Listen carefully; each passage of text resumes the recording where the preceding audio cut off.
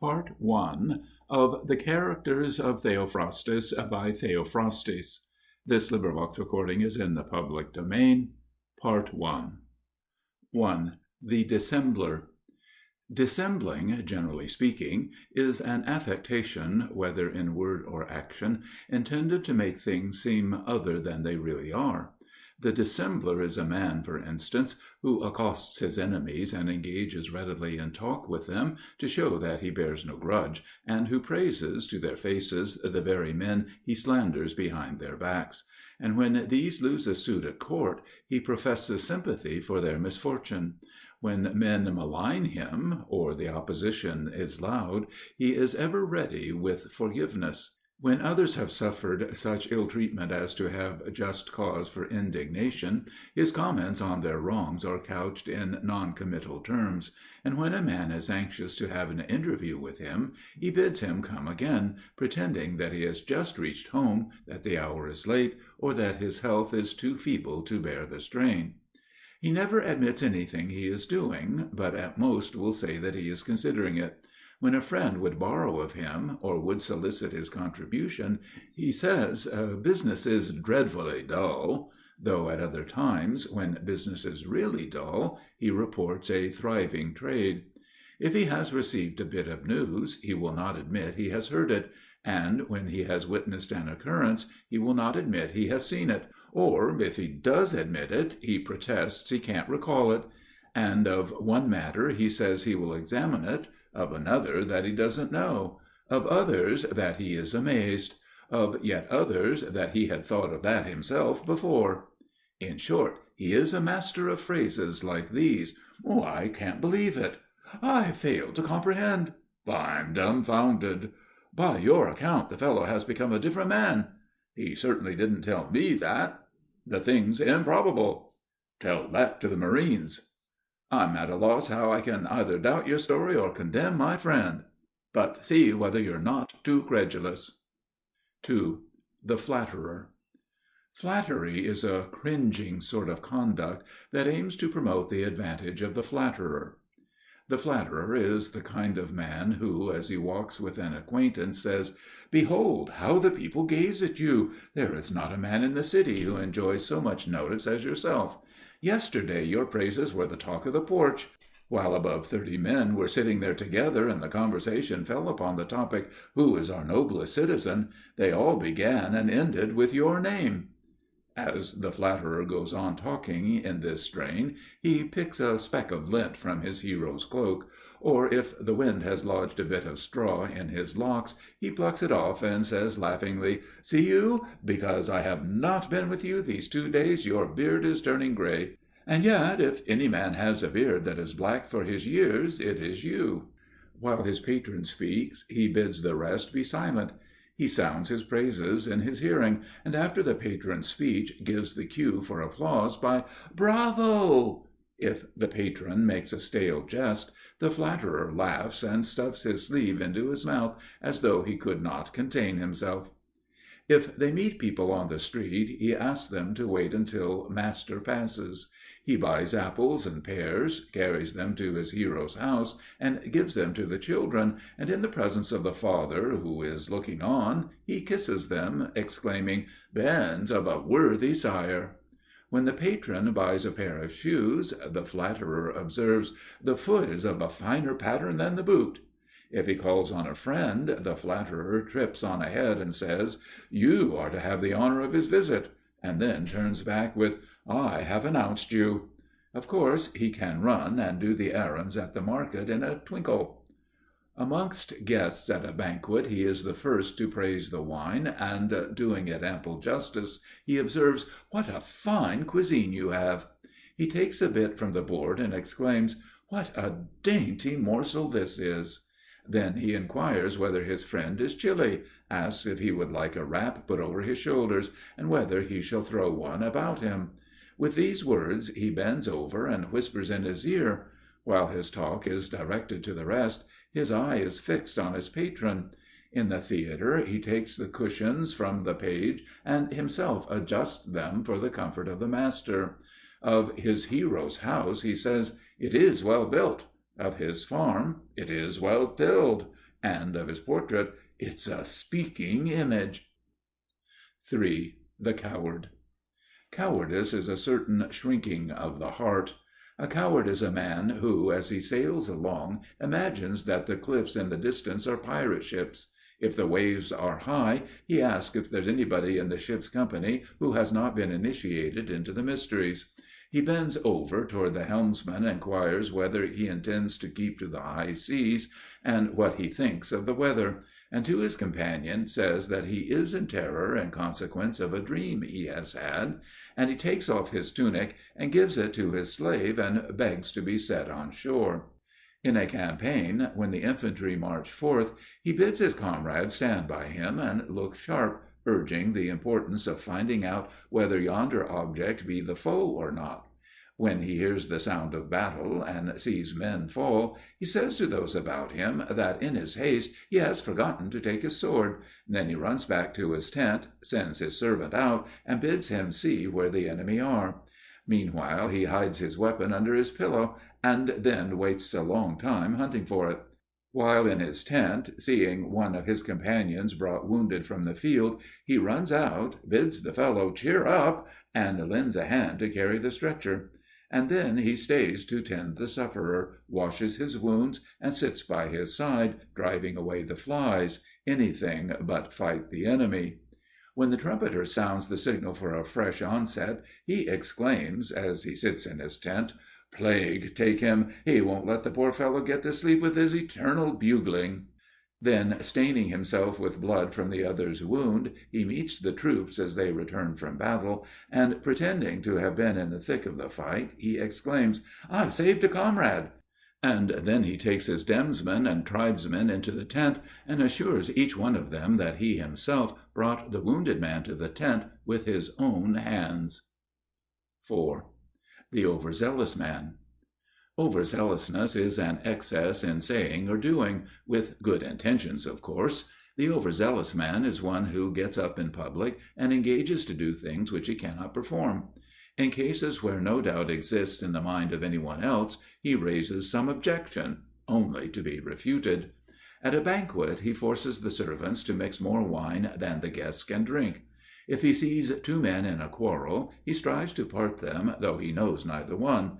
Leaving the main road, he leads his friends upon a bypath, and presently cannot find his way. He accosts his commander, and inquires when he is going to draw up the troops for battle, and what orders he intends to issue for the day after tomorrow. He goes and tells his father that his mother is already asleep in her chamber. If the doctor gives instructions that no wine be given a patient, he administers just a little, on the plea that he wants to set the sufferer right. And when a woman dies, he has carved on the tombstone her husband's name, and her father's, and her mother's, along with the woman's own name and her native place, and adds, "Worthy people, all of them." In court, as he takes the oath, he remarks to the bystanders, "I've done this many a time before." 5. The tactless man. Tactlessness is the faculty of hitting a moment that is unpleasant to the persons concerned. The tactless man is the sort of person who selects a man's busy hour to go and confer with him. He serenades his sweetheart when she has a fever. If an acquaintance has just lost bail money on a friend, he hunts him up and asks him to be his surety. After a verdict has been rendered, he appears at the trial to give evidence. At a wedding, where he is a guest, he declaims against womankind. When a friend has just finished a long journey, he invites him to go for a walk. He has a faculty for fetching a higher bidder for an article after it has been sold, and in a group of companions he gets up and explains from the beginning a story which the others have just heard and have completely understood. He is anxious to give himself the trouble to do what nobody wants done, and yet what nobody likes to decline. When men are in the midst of religious offerings, and are making outlay of money, he goes to collect his interest. If he happens to be standing by when a slave is flogged, he tells the story of how he once flogged a slave, who then went away and hanged himself. If he is arbitrator in a dispute, he sets both contestants by the ears just at the moment when they are ready to settle their differences. When he wants to dance, he takes a partner who is not yet merry. The shameless man. Shamelessness may be defined as contempt for decency, joined with meanness of purpose. Your shameless fellow is one who robs a man and then returns to borrow money of him. He sacrifices a victim to the gods, and instead of making his supper from it, he salts the meat down and then gets a meal at the house of a friend. He calls a servant, and taking bread and meat from the table, says in a voice that all can hear, "Try that, Tibios." When he goes to market, he reminds the butcher of all the patronage he has given him, and as he stands by the scales, throws in an extra piece, if he can, or if not, a soup bone. If he secures these, he rests content. If he fails, he snatches a piece of tripe from the bench and makes off with it, laughing. He buys theater tickets for friends that are staying in town, and goes along with them to the performance, but does not contribute his share of the expense. And the next day you'll find him taking his children and their tutor, too. When anybody has found a bargain in any line, he demands to have a share. He goes to the neighbors and borrows barley, or sometimes even bran, and actually endeavors to make those who lend him these articles deliver them at his house.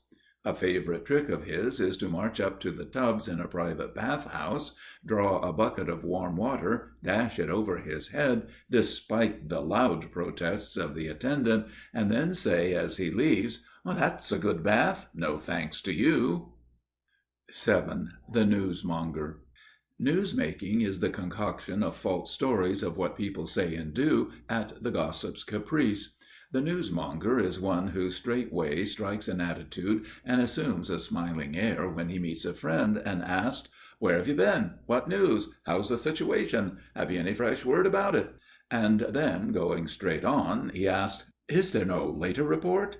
"Well, the current rumors are good." And without letting his friend reply, he keeps right on. "What, you haven't heard a word about it? Then I think I have a feast of news for you." He always has in readiness some unheard-of soldier, or a slave belonging to one Estius, a piper, or Lycon, an obscure contractor, just back from the battlefield, and it is from one of these that he has heard the tidings. The authorities for his reports are of the sort that you can never get hold of. Such are the men he quotes when he tells how Polyperchon and the king carried the day, and Cassander was taken prisoner. If anybody asks, "Do you believe this?" he replies, "Why, the story is noised all about the city, is constantly gaining ground, and the whole population is of one mind.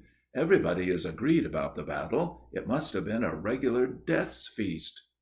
He reads a proof of it, too, in the faces of men in authority, for they all wear a changed look. He says he overheard that a man had come from Macedonia who knows the whole history of the battle, and that he has been concealed now 5 days in a house with the authorities. There is a convincing pathos in his voice, you can imagine it, as he tells his story and exclaims, "Luckless Cassander, ill-starred hero, lo, the fickleness of fortune! Vain it was that he rose to power, but what I say is strictly between ourselves." Then he trips off and repeats the story to every man in town. 8. The mean man. Meanness is undue sparing of expense. The mean man is the sort of person who will go to a creditor's house and demand a halfpenny interest before the month is up. At dinner he counts the glasses each guest drinks, and amongst his fellow banqueters he pours the smallest offerings to Artemis. He counts up the price a friend pays for a cheap purchase, exclaiming that it takes his last penny. If a servant breaks a pot or plate, he deducts its value from his rations. If his wife has lost a 3-farthing piece, he turns the furniture, beds, and cupboards round and round, and hunts between the boards of the floor. When he has anything to sell, he puts the price so high that the buyer gets no bargain. He permits no one to take a fig from his garden, or to cross his field, or even pick up an olive or a date that has fallen to the ground. He examines his boundary marks every day to see that they have not been touched. And he is always ready in case of default to use the right of seizure, and to collect compound interest. When he gives a banquet to his townsmen, he cuts the meat in small pieces and sets a portion before each guest. He goes to market, but buys nothing.